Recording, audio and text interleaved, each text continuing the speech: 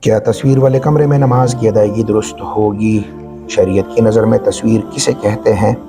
اور کیا تصویر کی آنکھیں مٹا دینے سے وہ تصویر کے حکم میں ہوگی یا نہیں رہے گی؟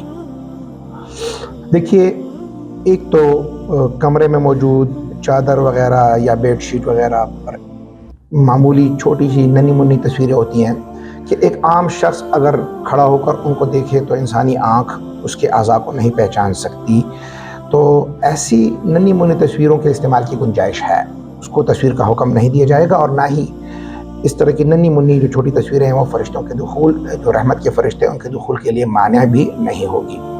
البتہ ایسی تصویریں کہ جو انسان کھڑا ہو کر نظر ڈالے اور اس کے اعضاء بھی دکھائی دیں، آنکھیں، ناک، منہ وغیرہ دکھائی دے، تو اس کو تصویر کہا جائے گا۔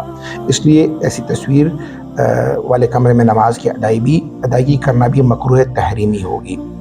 اب رہی یہ بات کہ تصویر کی آنکھوں کو اگر مٹا دیا جائے تو کیا وہ تصویر کے حکم میں رہے گی؟ جی ہاں، تصویر کی آنکھیں مٹا دینے سے وہ تصویر کے حکم سے خارج نہیں ہو جاتی، بلکہ اس صورت میں جب آپ کمرے میں نماز پڑھنے آئے ہیں، تصویر پڑھی تو یا تو اس کو الٹ دیں یا اس کے اوپر کوئی کپڑا ڈال دیں، تو اس صورت میں آپ وہاں پر نماز ادا کر سکتے ہیں۔